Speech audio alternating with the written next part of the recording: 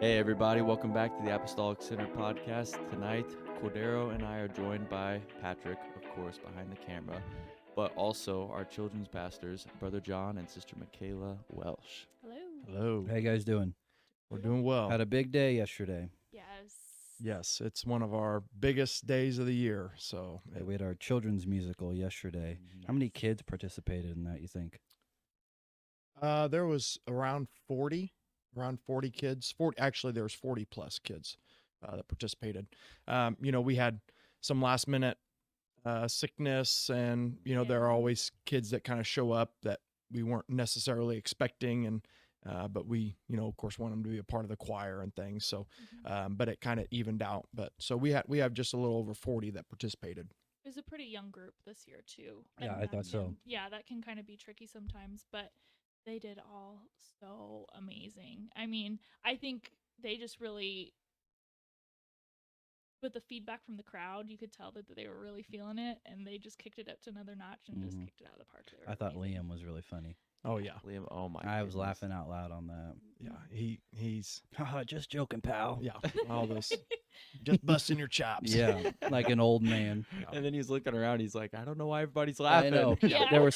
There were times where kids would say a line and everyone would start laughing. And they're like, what? Well, that's what we were talking. Mhm. We were up in the media booth and we were, discussing things as the performance was going on, and we're like, I'm sure they just aren't used to having feedback. No, They've been yeah. doing it to empty the empty sanctuary for a But week. they did great with like pausing for the time for the crowd to kind of give them feedback, and then they would keep going after that. So it was great. And I mean, our kids were amazing, but I'm also really proud that it's a homegrown written script, every word from people in our church. Who were some of the writers? Or all the writers? We had Sister Abby Speidel and her family contribute. Sister Charity wrote Sister one of the Charity scenes. wrote the Barbie blogger, Yeah. Andrew McDivitt helped us and wrote one. and Austin Um, Center. Austin Center also wrote one. I'm trying to think. Those were the Yeah. four scenes. Yeah. So And then Abby wrote like the beginning and the ending. She does so good with like kind of driving the main points home and wrapping it Yeah. up and all that too. So Yeah, the kids did a great job Mhm. preaching it. I mean, I was privileged to be able to do the sound for it, so I was at most of the practices, and it was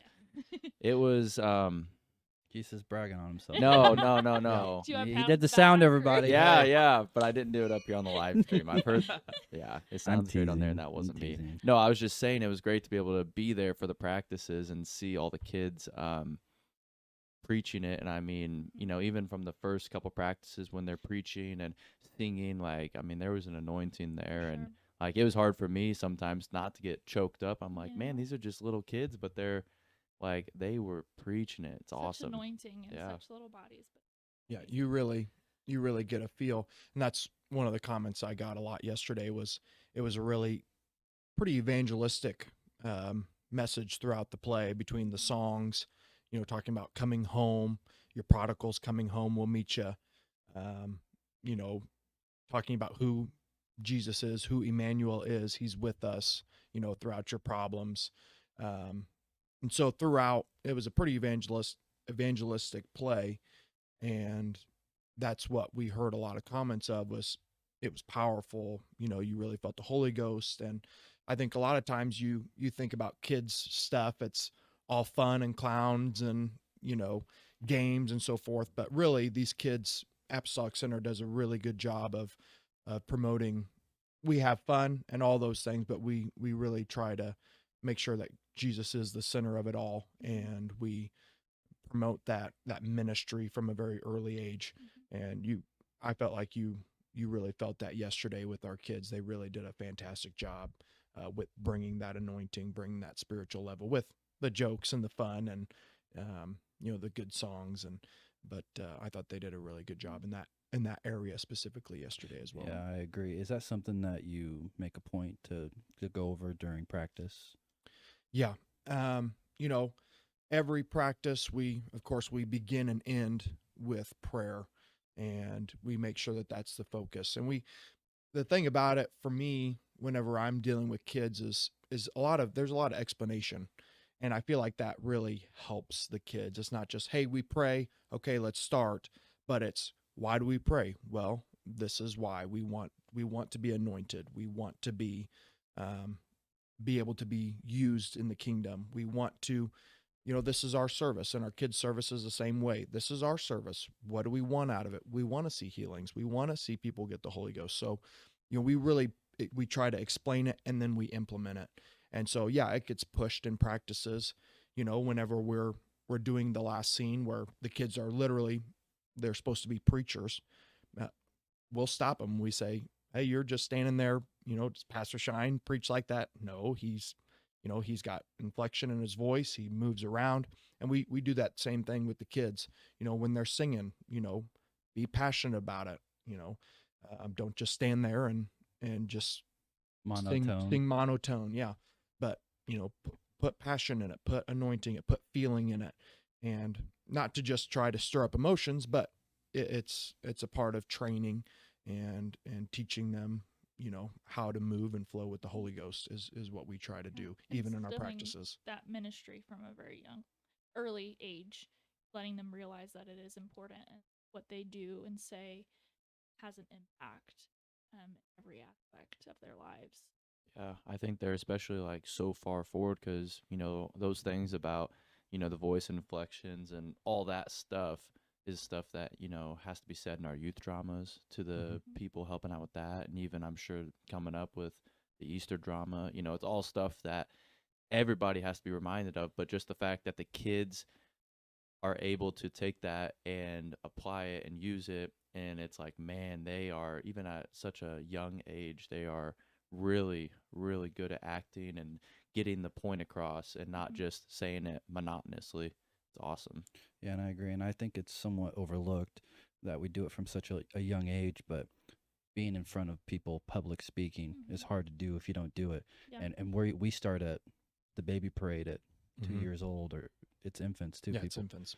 So we started at such a young age, which, I told one of my bosses, oh, yeah, I've preached before, because he's like, oh, can you talk in front of a crowd? I said, yeah, I've done it before, like 300-400 people. Yeah. I said, I can do it. He's like, what, really? Because I'm pretty quiet at work. But I don't think people realize, what their kids are getting.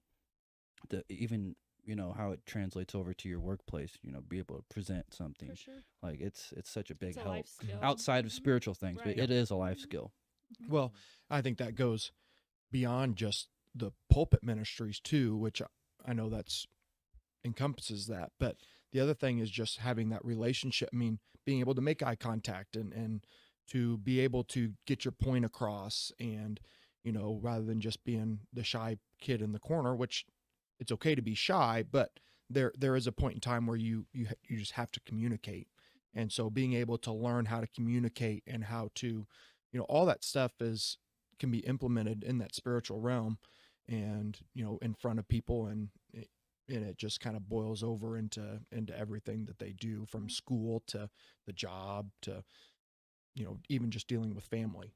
Right. I mean, I was the shy kid in the corner and I had to be kind of stretched, to not be afraid of putting myself in those kinds of opportunities as well.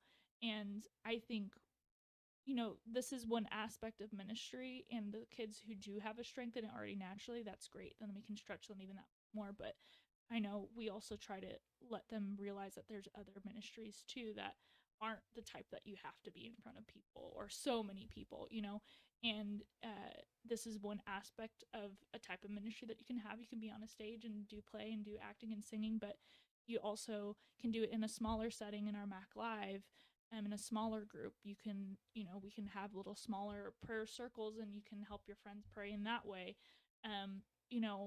It's not just one aspect of, yes, we need to stretch kids in that way too, but I think we also try to drive ministry in other forms too, so that they're exposed to a lot of different things, like our music nights that we had.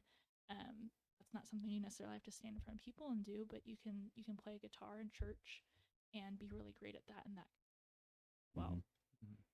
How long did the play take to develop? Like, did you start practicing a month out or 2 months out?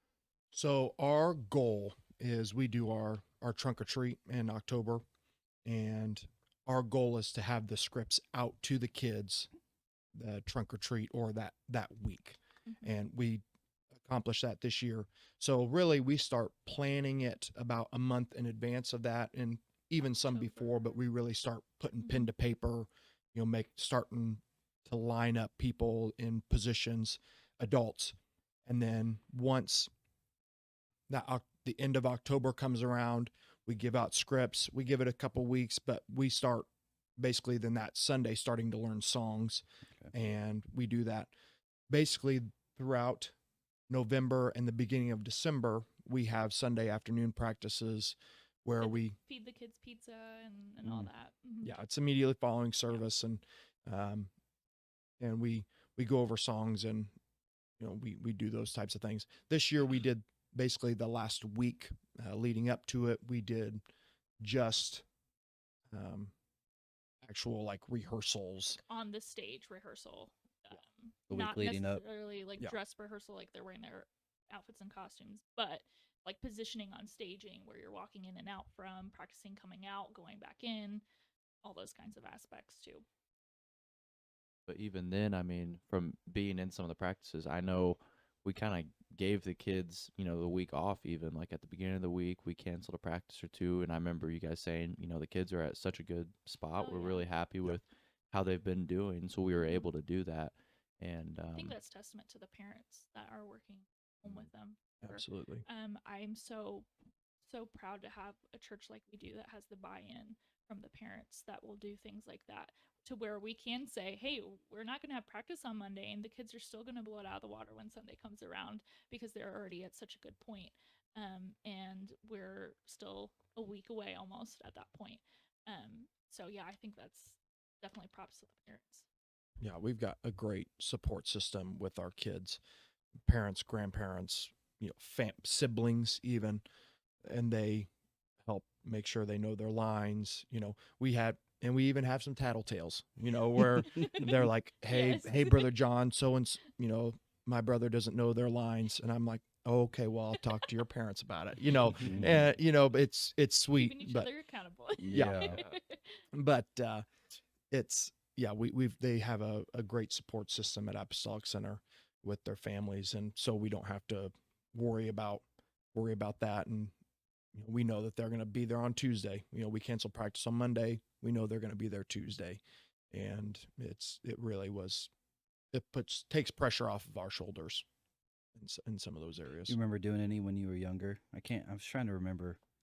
Yeah. Think back to doing some. Only thing that came to my mind was, I remember one year I didn't learn my lines till like the weekend of, and it was very nerve-wracking. Yeah. Classic. Yeah. I was together somehow. I was a major procrastinator, but even from an early age, I loved performing, singing, acting. It's still to this day one of my favorite things to do. And but yeah, I remember a couple of them. I don't remember the general plays. I don't remember lines either. Yeah. But like I remember I was an old man for one play. I was a king for one play. But yeah, that's kind of the gist of what I remember. Remember that one time you came back from overseas? Yes. For youth drama, and you and Brother Matt had words. Yes, I remember how he didn't know any of his lines. Yeah, that was a youth drama. I wasn't a kid at that point. I was an adult. How old were we? That point? I was. That was the last play. It was for Brother Nixon's graduation, so I was in my 20s. I wasn't. So yeah. I'm pretty sure I got married at 22. I was in my early 20s. Wasn't that the last play? I don't remember which one it was. But we went on a trip to Israel. Was it Israel or Jordan? Did you go with Brother Rick? I went to Jordan with Brother Rick, but that was in the fall. Okay. So, but we did a spring trip and went to Israel, and I came back. I didn't know any of my lines. And this was just a practice with me, John, and Brother Matt. Yeah. Okay. Yeah. And very awkward. It wasn't a good night for me. I'm not proud of that, but luckily me and Brother Matt have made amends, and that was funny. And he made a comment. This is probably a year ago, after one of the children's musicals, and he said, now, do you know why I was so upset about you not knowing your lines? And I said, yes, I understand We now. get it why. now. We I got get it. it. I So get he, it. he okay. held on to that for the right time. Oh, Yeah. yeah. He'd been waiting Years. 12 years to get me on it. That was so funny. Yeah, it was always nerve wracking. Like when you did those long paragraphs, like, oh Mhm. my Lord, am I gonna forget something? Yeah, it's nerve wracking. Of course, I still get nervous if I'm going to sing or anything like that, but it's truly a joy, whenever you're done and you non-spiritual side, just a fun. When people when they laugh or clap Mhm. or cheer, I mean, that to me is truly a joy. I really, The worst is when people laugh at like when the lights stay on when you're supposed to go off stage and yeah, that was not you're funny. trying to Oh, walk off. Or you Yeah. mean like the time whenever you're supposed to be on the cross and the lights stayed on? And it That turned was off not and you my started fault. walking off. Oh my Lord. Yeah, for those that Yeah, don't well, the know- worst part is everyone laughs. You're not supposed to be laughing. Everyone's Well, it was like super serious too. You were like Jesus at the cross, and then you like the light goes off, you walk, and it turns back on, and you freeze. For I'm those so that don't know, embarrassed. the story is that Cordero was supposed to be Jesus for a promotional skit we were doing. last minute. It was a last minute deal, and Cordero was supposed to be Jesus on the cross, and we had the cross set up, and the lights turn on, and Jesus is not on the cross. He's still walking across So the it's stage. like spotlight, blackout, spotlight. But every time the spotlight would come back on, it was not when you were in position yet. Yes, yeah. No. The thing is, I was in position. I did everything right. Okay, everybody. You did. You did. It You was could the tell it lighting's lighting fault. thing. yeah. You I was so embarrassed, dude. hear that, Derek Eby? It's all your fault. Derek, Poor Jerry. I've not forgotten. We love you, Derek. That's the worst. Yeah, the things that don't go right, those are But usually when we have big productions, that never, like when we did it that night. the only thing that happened to me similarly was during a big performance when I was one of the two spies at Rahab's house, and of course you climb out the window with the rope, and the rope came untied and fell out the window with one. I was outside, Mm-hmm. and the other spy was still inside, and he hadn't made it out yet. So I people remember laughed. that. People laughed, and I yelled out, acted like I fell, and I don't remember what Jake did, but we continued with the play. And Yeah, well, whenever Cameron and I were the spies for that a couple of years ago, Cameron I think he did it on purpose, but he fell out the window, just like Yes. straight up just fell back. Yeah.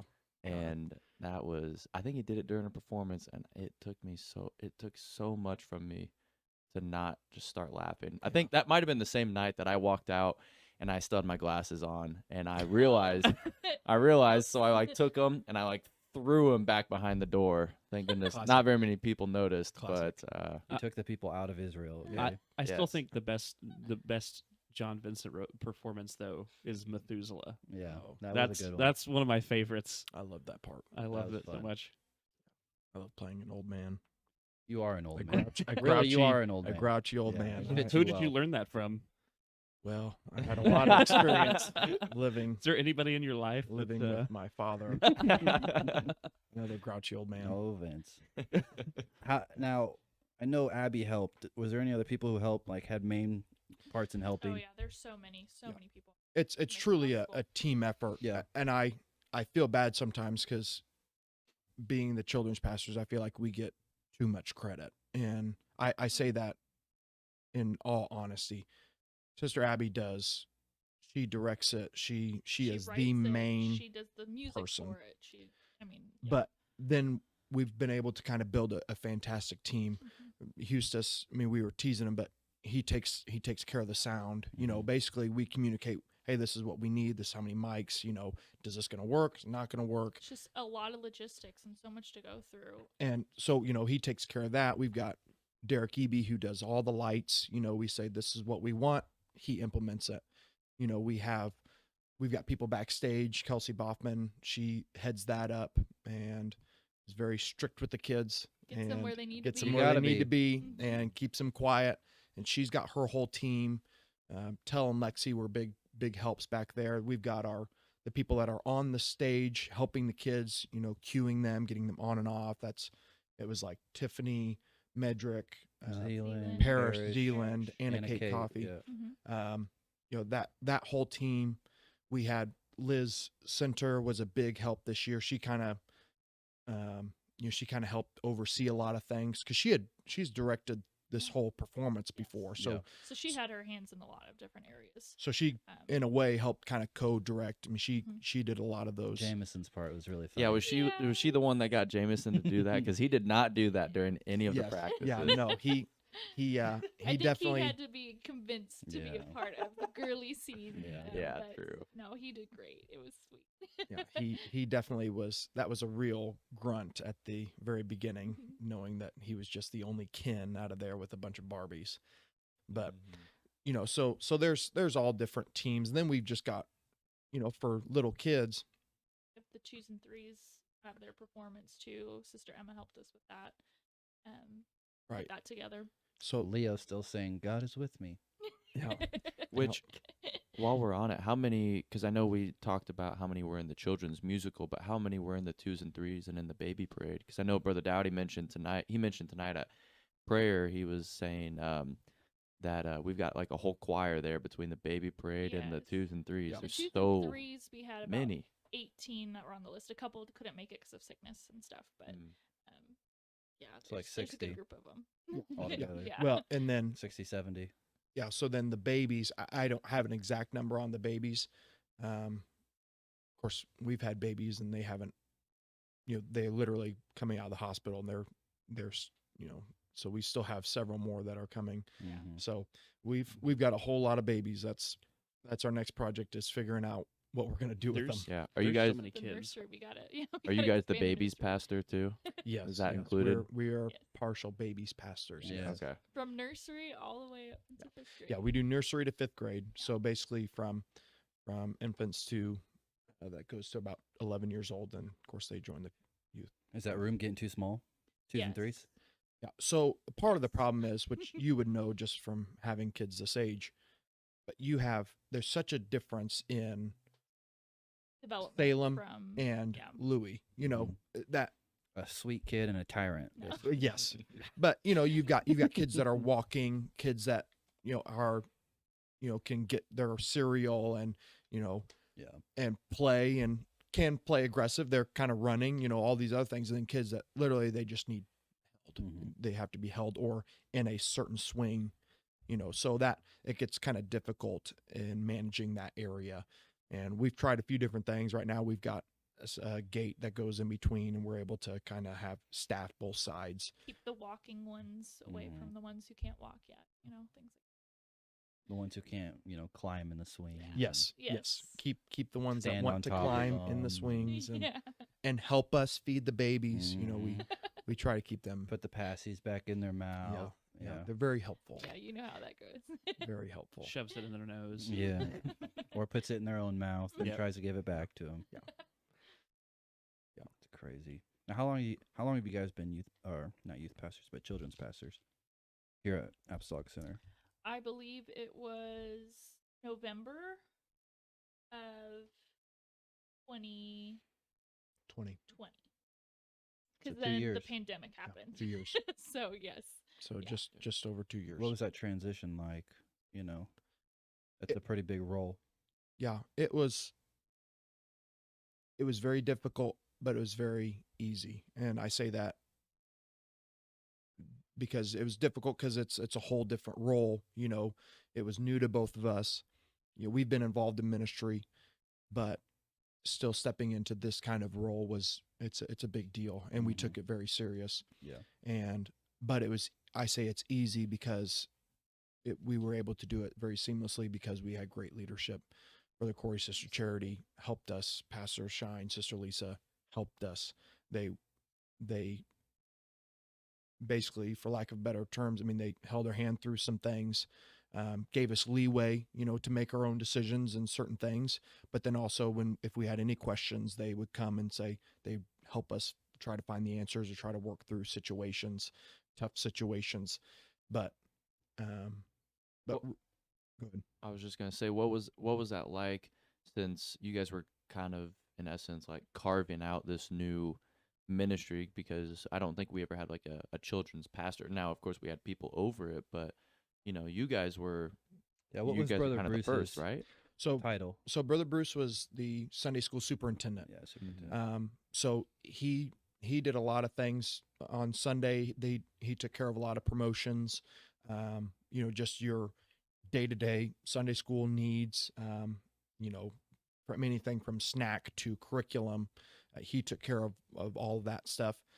Which he then stopped doing that a couple years ago. So there was kind of a transition time, and that kind of fell under Brother Corey's Sister Charity's umbrella of ministry, and so it kind of was in their hands.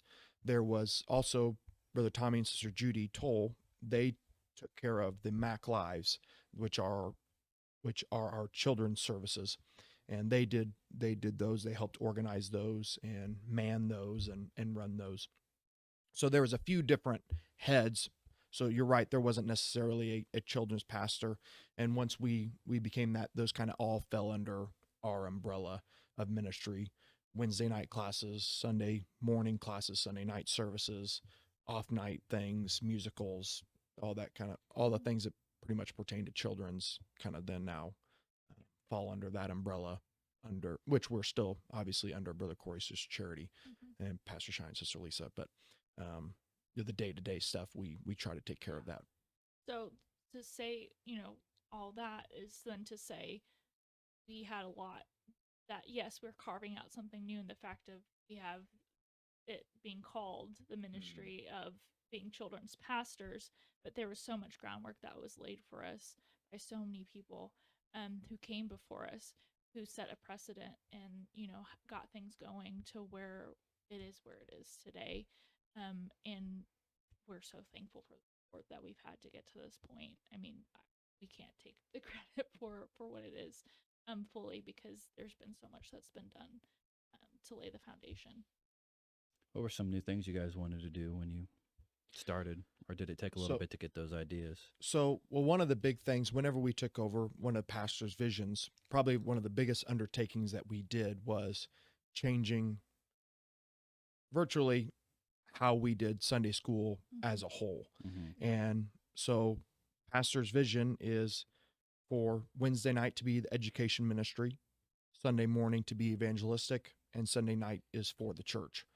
And when we did that, the general thinking of Sunday school, this is how we do Sunday school in all our classes and so forth.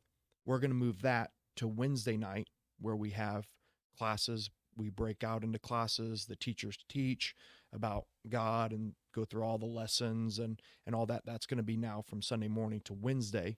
And Sunday morning is going to be our children's services. And that's what we do every week, is have our children's service where we have preaching. We do songs. It's just like big church. We do preaching, songs, prayer time, altar service.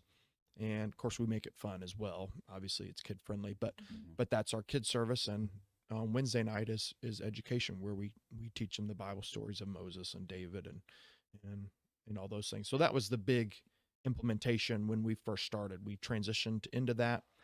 It was kind of a good time to do it. We were coming out of COVID, where we hadn't been having classes. And so we just said this was the time. And so that's where we kind of made that big transition. And so we implemented that.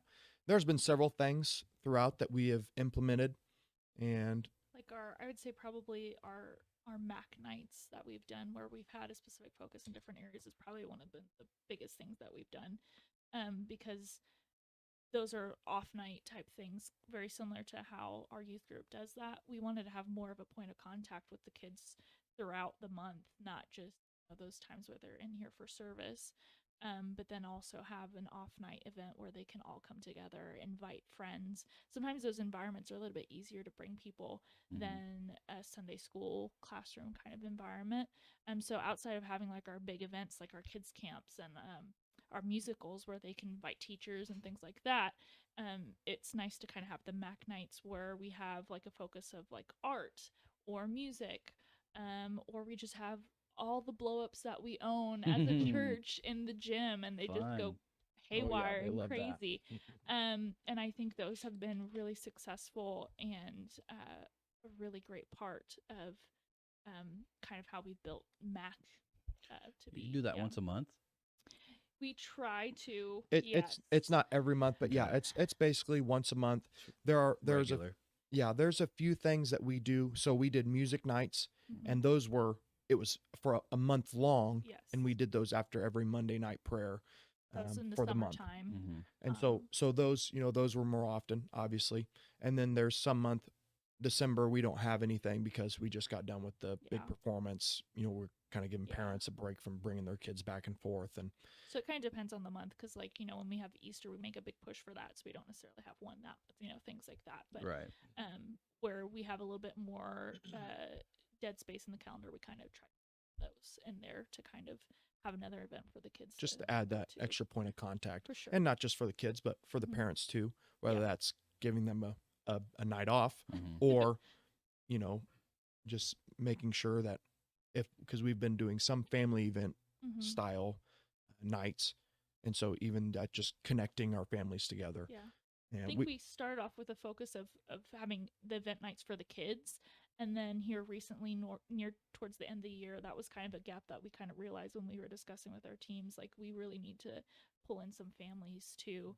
And so we had an event where they went to Douglas Hart and a whole family unit could go together. It's not just like, oh, I'm going to go drop off my kids and go away, but I'm going to be there with my kid and I'm going to be with them as they go throughout, collecting their stamps through each station and Mm-hmm. kind of having that family involvement too. Then the families can interact with each other as well, and parents can make that contact because you need that support as well when you're a parent too.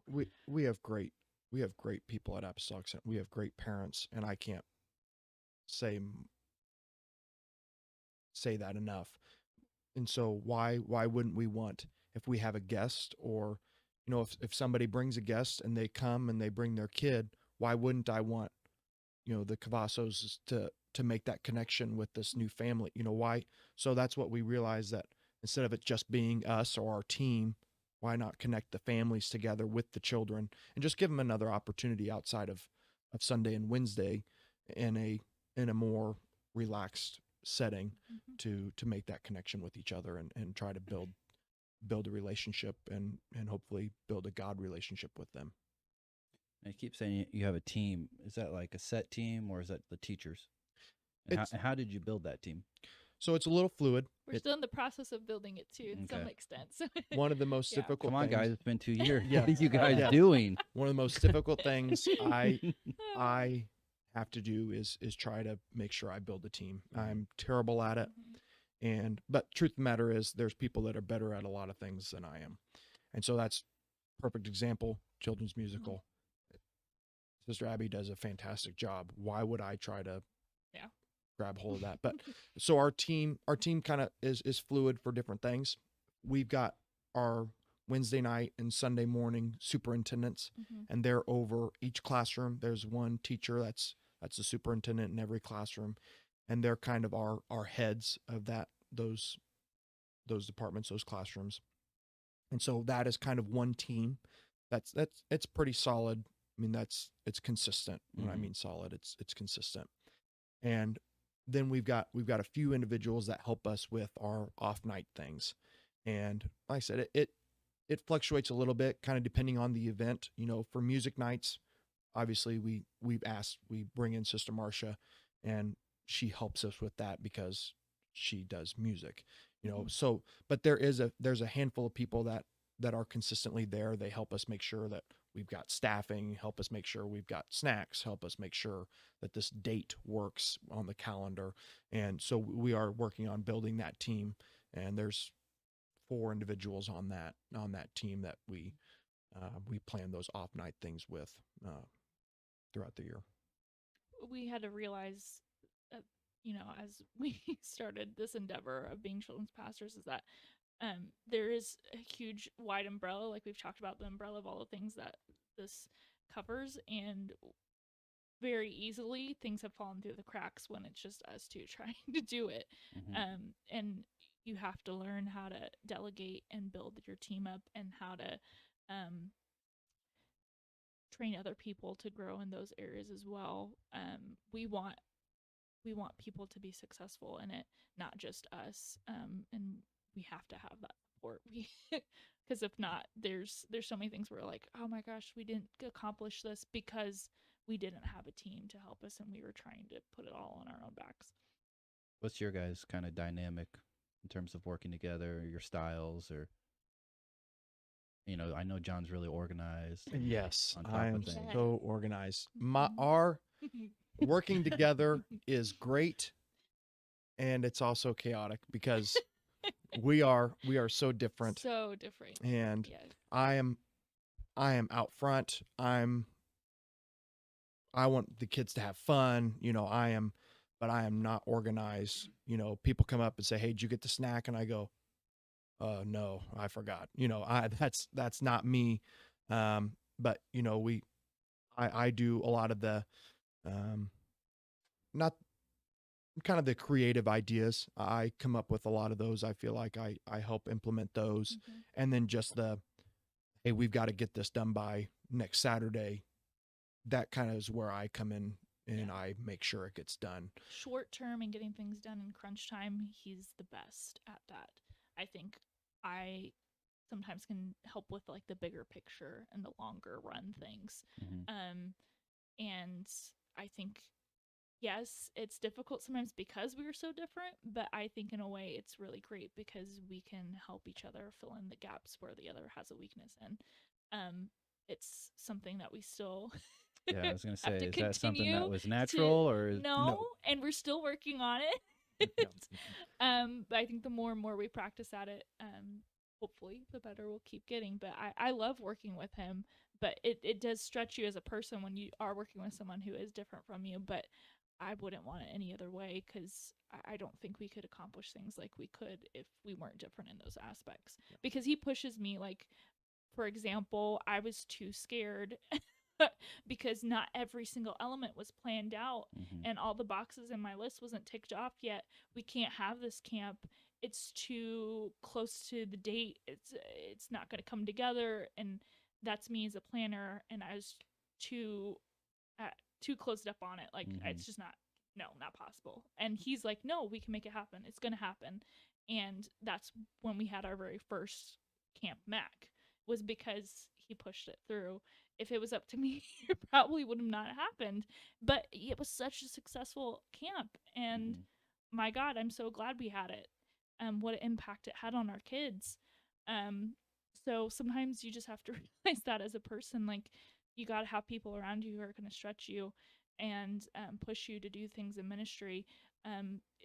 Because otherwise it's your natural human tendencies to be like, at least for me personally, no, we can't. I can be negative Nancy sometimes and give the reasons why not, Mhm. instead of thinking of the good reasons why you should.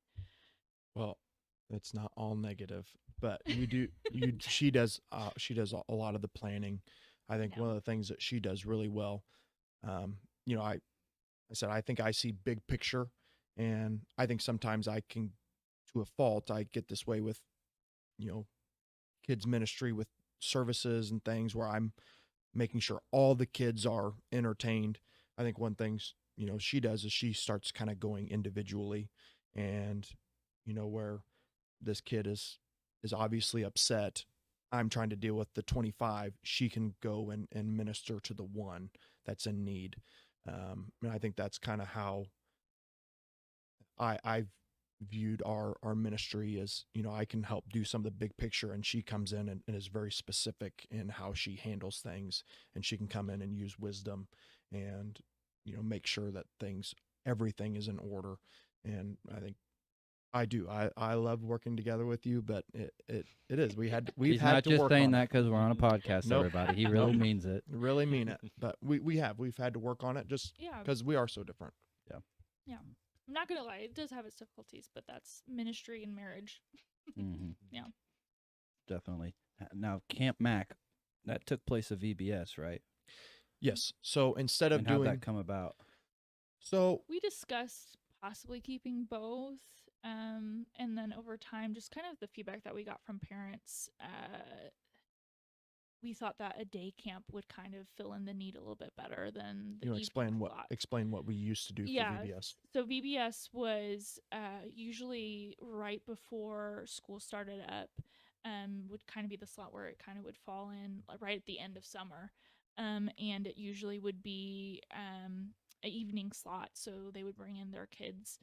I'm not sure how late in the evening, but for a couple hours in it's like the 5 or evening. 6. I used to help. Yeah.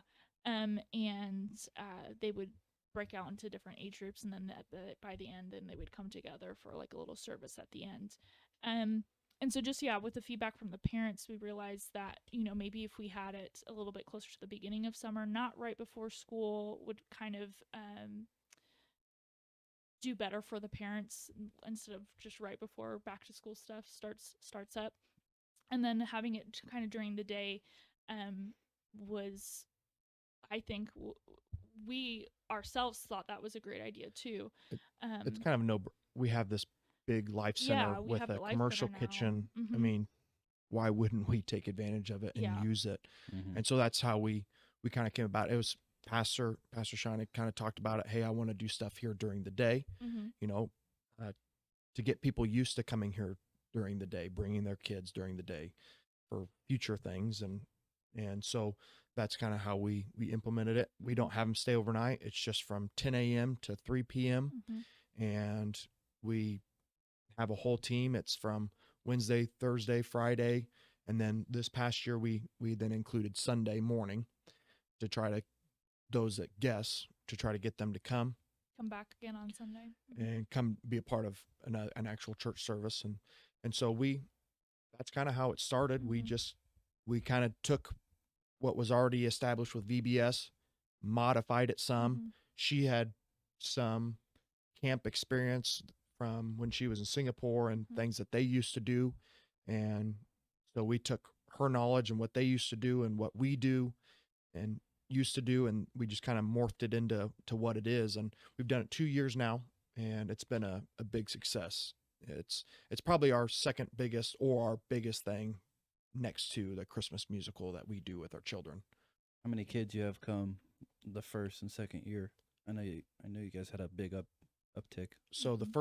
first year we had 52 kids, or 54, one or the other was our biggest day.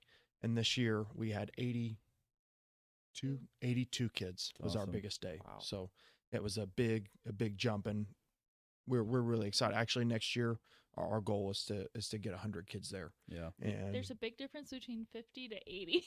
yes, Oh, I'm So sure.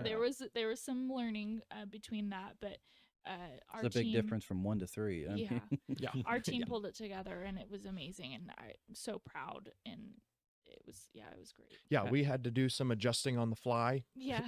and because Buy more snacks. Quick, go run to Walmart. Yeah, We need thank more. God Walmart's right Yeah. down the street. we had, because what we do is throughout the day we split them up into different teams, and we've got team leaders, and then they do activities, and they kind of move through session and group to group throughout the day. And well, during those split sessions, we have games or activities or lessons set up for 10 kids. Well, now you've got 15 kids Yeah. in a room, so we had to do some Yeah. adjusting. And our team, once again, they do fantastic, and were able to work with us, and we modified and made adjustments. How And many? for our camp, we use a lot of like youth age to help us, so we have, of course, different people filling in different events. Like, for our off nights, sometimes we use a lot more of like the young marrieds and the parents themselves. And then like for our Camp Mac, because it's summer, you guys are out of school, so we have a lot of them use them in that way, and I think that's been really And great. it's during the day, so Yeah. a lot of the adults Are have to work. working. Yeah. That's what I was gonna ask. Like, who all helps? How many people do you guys usually need to help with Camp Mac? There's probably around 20 people that Yeah. have, Wow. because we've got kitchen staff, you've got the people Like, working yeah. with the kids, maybe not 20, probably around 15 there daily. Yeah. We Um, have like music, worship, then you have people who are actually like, because we split the kids up into mixed age groups, and so then we have people who follow them because they are moving throughout the building, and then you have the people who are actually heads of the stations. Then you have people who are like on Friday filling up water balloons and trying to get the water fight ready. I'm trying to think what else. People like in the front checking kids in and out. There's a Yeah, lot of there's- hands. and There's there's a lot probably of things. 15 to 20 people all together. And then I'm sure, because I remember you guys set up like a set, you decorated really Mhm. nice. So I'm sure there were people that helped out Oh, with yeah. that Mhm. maybe Yeah. couldn't make it to the actual camp. Yeah. Yes. Yeah, Mhm. there's a lot. That's kind of where the adults and parents kind of step in. They help to prepare. They help. Hey, do you need things to help prepare for food? And that's kind of where they start stepping in, is that decorating, food prep, that lead up into even just sending out invitations. They help design the postcards, and that's kind of where the adults kind of step in. There's a lot of hands that help put that together. So you mean the kids don't design the postcards? No. The adults No. do. Yeah, Okay. no, No, not like the youth groups. the no, kids no. nor me. I do not do it either. So Have you guys seen like a huge growth from what VBS was to like the camps, like in terms of like numbers of people, of kids coming, or is that just roughly the same as the first year of camp? I've helped in the VBSs, but I don't know that I could really tell you how many they had. Mhm. Yeah, I don't know if I Um, know the numbers from it. Sure. And so Per yeah, se. so I couldn't really tell you a good estimate of what what those numbers Sure. per se look like. Yeah, just curious. Yeah, what about percentage from church kids to guest? Off the top of your head, just if you had to guess. 80% We had a to lot of 20%, guests this last or year, So it was this year. I did the numbers. He's a numbers guy. Uh-oh. I'll Come leave on. it to him. Well, it's been a while since I did them. Yeah, that well, was July We had or June. not basically we had 50 to 60 of our kids, and the surplus to 80 was guests. awesome. That's awesome. That's really our kids' numbers stayed about the same. The Mhm. first year we just had all of our kids. Mhm. The second year we had all of our kids July. And a lot of guests. plus Mhm. that bonus of 20 kids. It was guests. It wasn't just, hey, I didn't show up last year, I came this year. No, it was guests that they don't normally come. Just parents invited, kids invited, and really we didn't hardly do a lot of promoting on our end. It was, Yeah, we hey, did my cousin, my neighbor, Facebook and the little printout postcards, but I mean, we didn't do like door-to-door knocking or anything like that. I mean, it was our core church people reaching out to people that they know. and we ran a van route this year, and we've got a good size amount of kids that ride on the van, and so that added to that number. Mhm. And we were able to bring them, and so there's a lot of things that we did a little different, but yeah, there was just a lot of guests. So What changes are you anticipating for this coming June? Since you guys want you want 100 people. yeah, I'm believing God will give the increase. One thing is now that we've done it for 2 years, we kind of know. We fine-tuned some things and even done things some different this year than we did last year.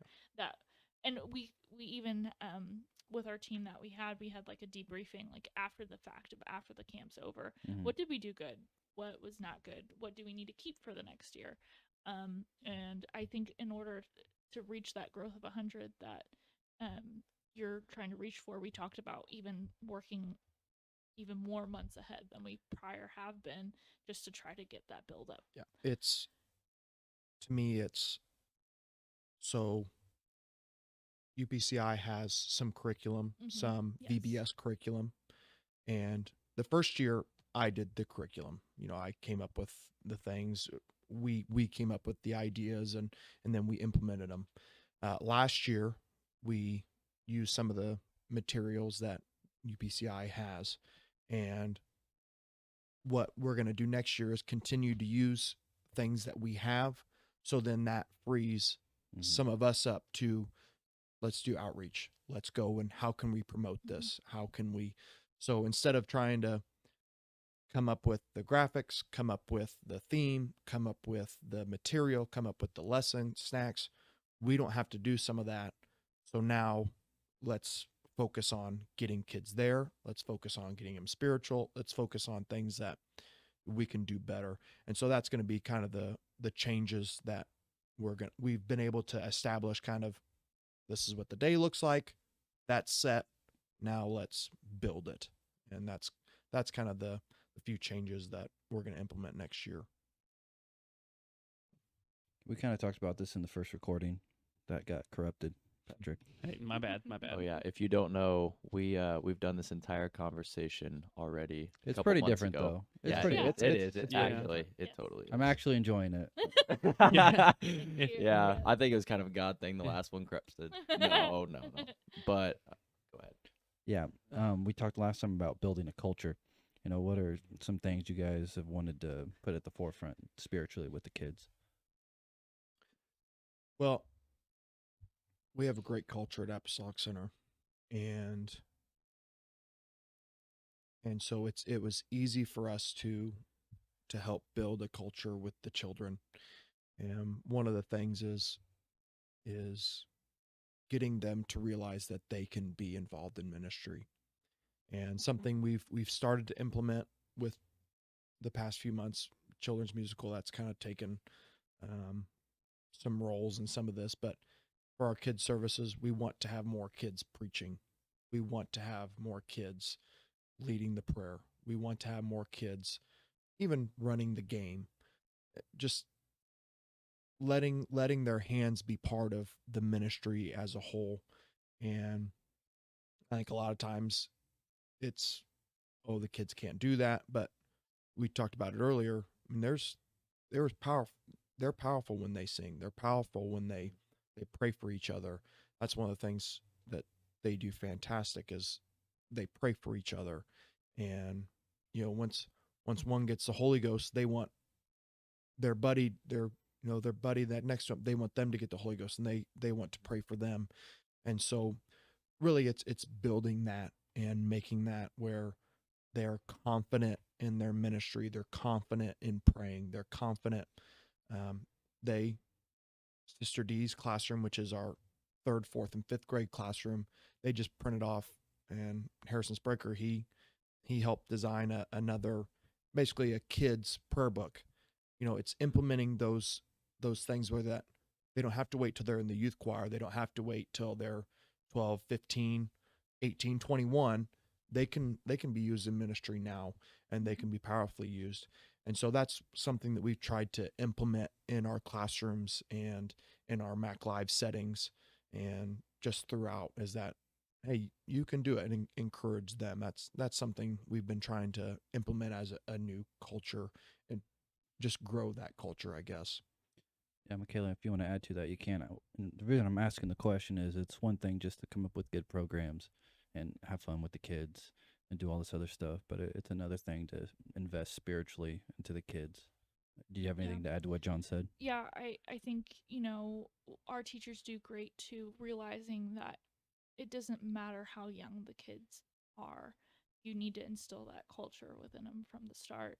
I mean, our nursery, they're singing 111, one way to God in that classroom. And you might think sometimes people might put a label of babysitting on a type of classroom that has young babies and kids who are just newly walking, that you can instill within kids at that young age too, because their brains are sponges. They're going to soak it up, and you need to realize what you're saying and doing around them has an impact on them. And, you know, if we start it from the nursery age, implementation of ministry, and you do have a purpose and you can be a part, then that gap starts to close, and they don't feel that jarring effect of, when I get to the youth group, all of a sudden you expect something of me. You want me to go pray with people. You want me to go on choir tour and sing in front of everybody. You know, we want to have that gap closed in to where it's a seamless transition to when you do reach adulthood. You've been practicing at ministry for a long time, and it's not something new that's going to scare you. You're ready for it, and you're ready to achieve it. What are some things that you guys have seen? What are some main problems that you're seeing with the kids in terms of, what the world's throwing at them, or spiritual attacks? I feel like there's a lot of confusion, and they get a lot of information. Here's the deal: the kids are smart. I mean, I'm not. I tell parents all the time. I go up to them and I said, "Man, your kid is smart. Yeah, they did this and this, and it just impressed me. Kids are smart." And one thing that I've had to realize early on working with kids is if I'm not real, they'll see right through it. And regardless if I'm trying to be funny or trying to be serious, if I'm not real, they care less.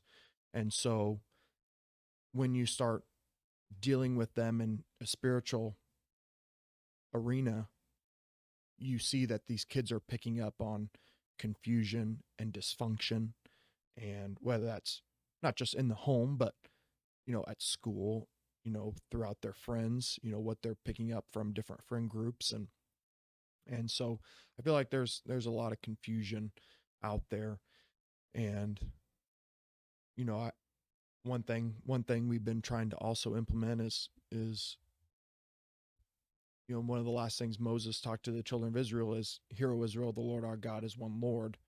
And right after that, it talks about, he says, and teach this unto your children morning and evening, and how important that is, that the confusion can be alleviated if Hear, O Israel, there's one, there's one Lord. I mean, that's it.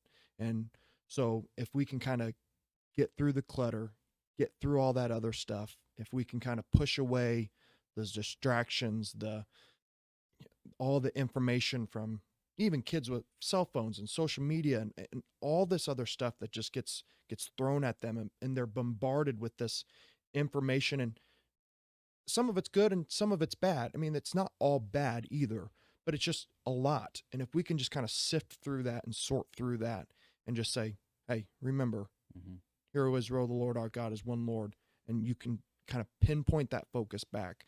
That's kind of how we've been dealing with some of in my opinion, one big area is that confusion, that distraction, It's right on. clutter, in a spiritual, mental, emotional sense. Yeah. Knowing God's truth is the first thing. And I think you're right on. I mean, every generation's like, "Oh, you should have seen it back in our day." Slap them right in the face.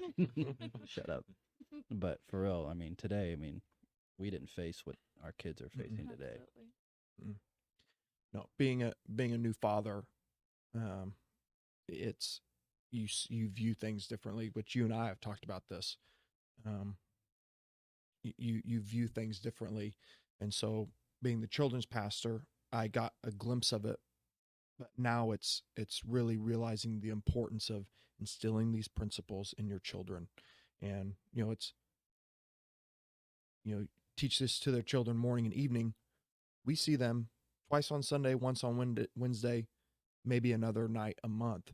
This is on the parents. If there's parents out there listening, I mean, it's on, you're the teachers more that, we will help fill in and fill the gaps and do what we can to the best of our abilities, the staff, but it's on the parents. And I commend all the parents that bring their children, and to all the off night stuff every Sunday and Wednesday, and get their screaming kids up and get them dressed. But it's truly, it's so important in these last days. They've got to know truth. They've got to know the house of God. They've got to know what his presence is like, and where they can run to when they're adults. Train up a child, but when he is old, he will not depart. I mean, you're training him for the future. You've got to be able to do that. It's funny how that mindset works. When you don't have kids, you think you know everything there is to know about raising them, and I know what it would feel. Yeah, this guy. Yeah.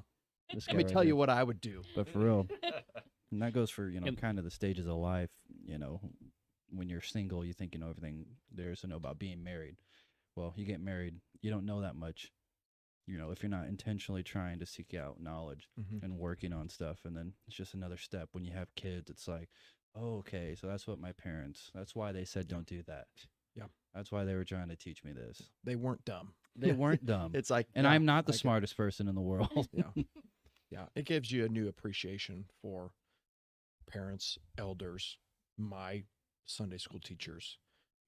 We joked about it with me learning the lines. I mean, it gives you a new appreciation, and being in the role that we're in, I can't show enough appreciation to the parents at Apostolic Center. And that's for kids who are listening, youth and stuff. You think you know it all. You think you got it all. I mean, at our age, I feel bad sometimes how I acted, when I was a teenager or in my young 20s, thinking better, or even just appreciating, what my father and mother went through working to put me through school, getting me all these nice things. You realize once you have your own job, you're paying your own bills. It wasn't easy to maybe buy that PlayStation 4, Yeah. And to have screaming kids up till 3 a.m. and you have to work the next day in the summer. It's not stuff you think about when you're younger, but, the Bible says honor thy mother and father. And that's stuff we want to do throughout our lives. But, looking back, I wish I would have done better. Which, and just to continue part of this conversation, that's something we've talked about in our superintendent's meetings, and some of these other things that we want to implement is some character things too. It means something, when you've got the kids that are apostolic, that they go to church and they show up at school and they've got good character. Mm-hmm. They're kind, they're nice to people. They open the doors for they say nice honorable, words. They do their work. They're not, trying to get out of things, and they're kind to every face they see. It makes a difference, because sometimes that might be the first image or the cover that they see on the outside of the book before they get to know you truly as a person. But if they see the great character that our kids have, then they almost might think, oh, well, I'm seeing a trend. It's not just this kid, but it's that other kid too. And oh, they go to the same church. That makes sense. They believe the same truth. Not happenstance, it's because of what the things that are being instilled within them. Well, Brother Dowdy, I think he's got a saying that you might be the only Bible that anybody ever sees, and so you've got to live that way. So we try to implement character traits into our, not just learning about David killing Goliath, but it's, hey, in the morning you make your bed, you clean your room. We did a March Madness where we kind of had a whole focus for the whole month, where we did like a spirit week type stuff, and the kids dressed up and things like that. And they were getting, they accumulated points from the beginning of the month to the end. And we gave them rewards for bringing a guest, knowing the Bible scripture or something like that. But we also gave them points for, did you help mom and dad by picking up your toys? Mm-hmm. And did you do your homework like you said you were going to? And we did it for different age groups. So of course, what the 2s and 3s did to help looked different, adjusted accordingly. Looked different from the 3rd and 5th grade class. But did you cry less today? Yeah. yes. But they were rewarded for those, and they accumulated points in all different areas, character and how you lived your day-to-day life. That also carries through, and that also shows God through the things that you do, not just I read my Bible today. Those are very important things, but they need to understand big picture. How you live day-to-day life is also just as crucial too. And that's a good point. I mean, some people get caught up, oh, I'm so spiritual, and they're a jerk to everybody. Yeah. Well, you don't have to be super spiritual to be nice to somebody and to be courteous. Absolutely. And to have integrity, to open the door for someone, to help your parents. I don't care how spiritual you are. Mm-hmm. If you're a jerk to everybody and treat everyone you're bad, no earthly good. No. Yeah. That's it. There's a point where it's just life. You've got to be able to function in society and which I've always thought, Apostolic Center Youth has done a great job of being able to communicate, connect, but yeah, you've got to be able to have both sides, Is it the thing that Brother Jeremy says about is it character and credibility? Is that the two things he talks about? You have to have credibility and influence. Influence. That's the other thing. Credibility and influence. You have to have those two things, and I believe it. And if you don't have credibility, no one's going to respect you. No one's going to listen to your opinion. And you got to also have influence with people. And that's not, oh, I've got power over you, but that's, hey, I respect them enough to listen to, they've got valid points about this. Let me listen to them about truth. Let me listen to them about, whatever it is. You've got to have influence with people. And like I said, not to have power over them or do what I say, but it's just a respect. You've got to be respectable. You've got to have influence. Right. Those are things in ministry, and to be a leader, you need. And it starts with where you guys are starting it, yes. with the kids, 100%. Let me get your guys' thoughts on this. I kind of want a two-part question for both of you. Who were some of your mentors growing up, and what were some of your ministry philosophies, in your teens and early 20s? I think both my parents had a crucial part of looking back of things and the mindsets that I have ministry-wise and what I do in church. I always look back and think of both my parents were missionaries, and they were willing to do and go wherever God led them. And it didn't matter that if the picture of what they thought it would be changed either, they were still willing to do it. Like, for example, they start off in Pakistan, and then they thought that they were going to be appointed to Thailand, and that's where the picture was for so long. And then it's like, nope, actually we're changing gears and we're going to Malaysia and Singapore. And throughout all those changes, they were still willing. And I feel like I've tried very hard to keep my mind open in that fact of, if things change for me and what I think it was going to be, and how, you might build the puzzle together, and then you're like, oh wait, actually these pieces are not at all what I think they are, and they're going to be forming a totally different image than I thought. Still being willing, and knowing that no matter what, it's God that's leading you, and that's where you're supposed to be and supposed to go. I think that's had a crucial part of my viewpoint of ministry for sure. And then when I moved here to Mattoon, Illinois, Pastor Shine, Sister Lisa, huge influence, and they've stretched me in ways of ministry that I don't think I would have been stretched if I hadn't have moved here. Doing things like the youth choir, being comfortable with giving my testimony, and if I didn't do those things, I might not be as open of a person as I am. Simple things like the youth drama, like we talked about, it grew me as a person to be willing and open, to not always do my default of no, I can't do that. But realizing, yeah, I should say yes, and I should push myself to grow. And yes, you have strengths, and there's things that you are great at naturally, but there's also things that you can grow in by saying yes and being willing to say yes, even if it's hard.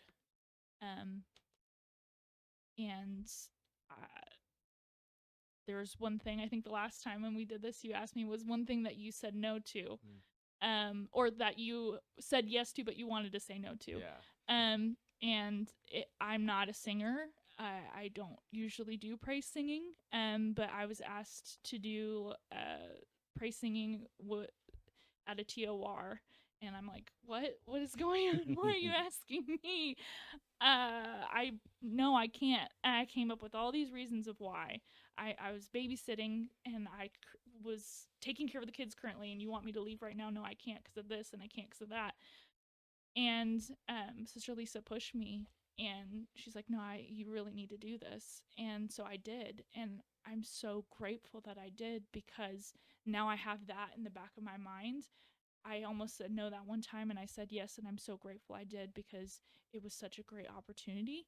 And that helps me the next time when another opportunity comes around to remind me in the back of my head, you almost said no last time and you really would have regretted it. You need to say yes and grow again in this other area. I think those are probably some of the things that I've really learned. I feel like that yes mentality. I mean, we did talk about it last time, and I'm really sad that that didn't get to go out because it was Patrick. Because it was like, at least for me, it was just such an enriching conversation. Because I think it's so easy nowadays with the way that our society is and everything that you can do. I mean, there's so many things that you cannot say yes to everything. But I think you do need to be able to say, if it's about God, I'm going to say yes to this, and no matter what. And I think it's just it's a invaluable thing that, you know, I'm grateful was instilled in me from a young age, and that I don't know, I've loved hearing you guys talk about it. Yeah. It's like, hey, would you lead prayer in the mic, for youth retreat? No, I'm not going to do that. Can't do that. But I did, and I feel like I've grown in my prayer life because of it, because it pushes you, because you realize everyone's hearing what I'm saying. I better know what I'm praying, and if I didn't, well, you better be prayed up. Yes, yeah, and you better be prayed up. So that's the deal. It grows you. By you saying yes, it grows you. Well, and I feel like too often nowadays people, I mean, the way the world is say no if you don't want to do it. That's just the default. And personal empowerment. Yeah, and don't get me wrong, I feel like there's times for options and stuff, but like you're talking about, the yes mentality is a big deal. Yeah, and only doing what you want to do, but our wants aren't really the best. It isn't always what ministry needs, right? People love the power to say no, and but the thing is, when it comes to ministry and working in the kingdom of God, one of the things is letting that power go. I mean, that's one of the hardest things to do is God, I give you all. I give you everything I got. It's not just every little thing, Monday, Tuesday, Wednesday, Thursday, Friday, Saturday, Sunday, from the start of the day to the end of the day. You got to have packed, I say yes to everything, but it's the principle of the matter of yes to your will, yes to your way, all those things. That it's the concept, it's the principle of it. It's not just the daily 9 a.m. yes, because it's just, you're right, it's just not feasible. Yeah. We're not talking about burnout to the point if you're saying yes to every opportunity given to you. But yeah, it's the principle. It's a mindset. Yes. Yeah. Mm-hmm. And so the question was who and how they impacted. What was the just some ministry philosophies, mottos or quotes. Well, Pastor Shine and Sister Lisa have had huge impacts on my life still to this day. Pastor Shine has always came up to me and encouraged me, and any times I had questions growing up, or he helped me with those. He helped fuel the fire and keep me passionate about ministry and God. And Sister Lisa, I am forever indebted, and if she's listening, thank you, because she was my Sunday school teacher, and my head was not where it needed to be, and she got onto me, and we didn't always have the most pleasant conversation. It wasn't that. It was just hard conversations, I'm sure, to say, hey, get your act together. And thank God I finally listened and did. And so I'm forever grateful for her. Brother Jeremy Dowdy has been a huge mentor for me. I've been able to spend a lot of time with him and learn from him. My parents are fantastic. They've always pushed me to do and to go, and they've sacrificed for me. I get my work ethic from my father, and all those things. But then I spending time with Brother Jeremy, I see the pastoral side of it. And so being able to see that side was greatly beneficial to me, and how to handle situations, how to be an adult, and I learned a lot from him. One thing that I've implemented from a young age and is being sensitive. I'll never forget Pastor coming up to me as a young man, a young boy, and saying, "Stay sensitive." And he wasn't just talking about, oh, you got to cry all the time and that kind of staying sensitive, but it's just staying sensitive to the Spirit. And he told me one time, there was a evangelist there, a very powerful man of God, and he said, you can be like him by being yourself. And so just kind of staying true to yourself and letting God work through the talents that he's given you. He's given you talents and abilities. And so let God use those that he's already giving you, but staying sensitive to the Spirit, staying sensitive, not trying to be too manly or too good or try to do it my own way, but always trying to follow after him. Those are kind of some of the things that I try to make sure that I'm always aware of, reminding myself of. So Yeah, Pastor's really built a great standard. He kind of started off with our group, and we were a rough bunch of kids. terrible. First group of ministers. Yeah, so. bunch of punks. But and I don't know if he knows this, which I don't know if he'll make it this far into the podcast. So. Has he been listening? He does listen. I don't know if he listens this long though. But he's built such a standard, and I don't know if he realizes it, but we realize, and people who are going into MIT now, it's a high standard, but it's Pastor who's built that up and has invested in that ministry and in people to make things excellent. Yep. It's such an understated thing. The ability to connect with people, to teach them. And that's where I got my love for the Word of God, was Pastor Shine when we were, 14, 15. I mean, I always felt like an idiot when he would be like, hey, guys, give me a sermon on this verse. And I'm like, I don't know. King Og in his bed. Yeah. It's like, I think the most terrifying thing I ever heard you guys had to do was the 10-minute thing. Start it, open it, and close it. Yeah. When it was just all of us? Yeah, when it was just because I walked in the sanctuary Very and walked out because uncomfortable. I was like, ugh. Yeah. That was, I'm not gonna. I thought I did awesome. I just thought I thought I did better than everybody else. And that just as was how I felt.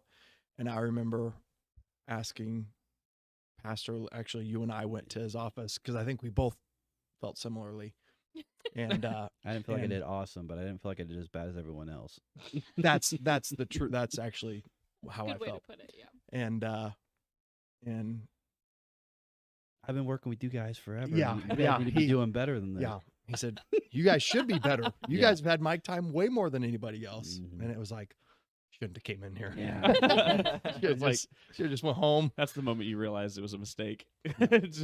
But one thing from that, we tell the story, it was harsh and, but one thing I've grown to admire about Pastor Shine and truly where I think you find good leadership is knowing when to push, when to be kind, when to give a stern word, when to encourage. And even when he does give a hard word, it's nice, so everyone knows.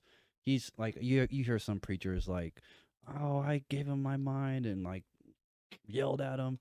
Pastor would never do something. It was never malicious. No. But for me personally, I needed pushed, and so Pastor, he would push, Mhm. and, but then there are times when I'm about to cry and he wouldn't push as hard. So, but that's something I truly admire is every situation. And he talks about in being a minister is if you're godly, you gotta be at a, You got to be the same person whether you're here at church, on the job, in Florida on vacation, and that's truly who Pastor Shine is. He's the same. He's going to give you the same wise counsel whether you're just sitting at a dinner table or you're in a counseling session. It's the same wise word, regardless of where he's at or what the situation is. That's why he's the best. Yep. Man. I want to end on this. What are our future plans for a school? So it's a little complicated right now. We're looking at, there are basically two lines of things we're working on is the daycare and a school.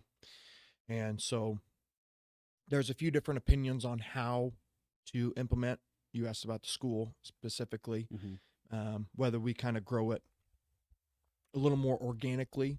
And so, we've got some kids that are homeschool. We've got some kids that already go to some private schools, whether we kind of try to mesh them together and create our own thing.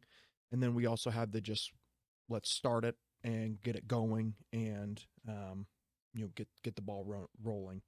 And so the thing is, there's a lot of hoops. We want to be legitimate, and but we also, we know that we're not going to start it off perfect from day one. We also are realistic in that. But one thing is, we want to have a safe environment for our kids to be able to have good education and godly education. And so right now we're trying to find our differentiator, which is God. And so trying to be able to communicate that with not just Apostolic Center congregation, but the community, if we open it up to the community. And so that's kind of where we're at right now, is trying to lay down some groundwork. And, because there's a lot of logistics too. I mean, we've got to have certain things in place, just fire safety codes, all those types of things, classrooms, where we're going to have the kids. Are they going to share classrooms with Sunday school and Wednesday night classes? Are we going to have them all at the Life Center? Are they going to bring their lunches? Are we going to provide lunch? All those, there's a lot of logistic. Now answer me this. Do we need a water fountain to do this school? Because we do not have a water fountain We do not in have our a water brand fountain. new Life Center. That is true. That was It's an something oversight. We do not have a water fountain. We got two gyms, but no water That, fountain. that's a thing. You have to have a water fountain in a school. I don't know. There is It's In just case of nice to fire. In have. case of fire. A water fountain. Yeah, you No, turn it not in on. case You of just, I fire. swear to God, I'm going to come out from behind this desk. It's for hydration. There are some It's regulations important to drink water. for that, but I think we can get around it, obviously. Yeah. But Just yeah, something there. like bring a hose in or something. And just No, we need Yeah. a water fountain. Yeah. Well, we're just Is- gonna have jugs of water sitting around. There you go. yeah. Oh yeah. Water stations. Yeah. Oh, just get like the ones that they have in offices, like the big, the big jug. That's fine. I haven't seen those in years. So yeah. So we are trying to work through some. There's just a lot of hoops to jump through. Things like curriculum and what's the best curriculum for our kids and Is there those kinds of questions as well. So is there an age range you guys are going to start with, or that's also something That's that we've something else. discussed. That's something we've as discussed. well. Yeah. And that's from daycare up until high school, because if we do a daycare, does that include the preschool? Or does preschool fall under? Are we going to put that under the umbrella of the school dynamics and how we run that? And so, we've got a lot of support from the community, in especially the younger age group, that elementary school age. Of course, they're not as established. It's hard to pull a senior out of high school. That's just hard. And so I think one of the thought processes is to start young, and we grow with them. And so that's one way, but if we have some high schoolers or middle schoolers that say, hey, we want to come and be a part, we will, either provide an area for them to be kind of help, not self-taught, but to kind of go through at their own pace. Or, if we have enough, we can implement a high school and actually have a full functioning high school. So realistically, like a high and low, 2 years to 6 years, 4 to 6. What are you guys thinking? I am very optimistic. Mm-hmm. And so I said we would have a school last year. Obviously that did not happen. But I could foresee us having something this fall, Okay. fall 2023, Mm-hmm. whether that's a preschool and daycare or grade school, middle school. But I foresee us having something where kids are here on a daily basis. Be awesome. Starting this fall, Awesome. at least is kind of the plan. So, well, good. All right. Well, everyone, this is our last podcast for the year. We want to thank you all for listening with us these last 3 months. Please like and subscribe, and God bless. Have a great new year.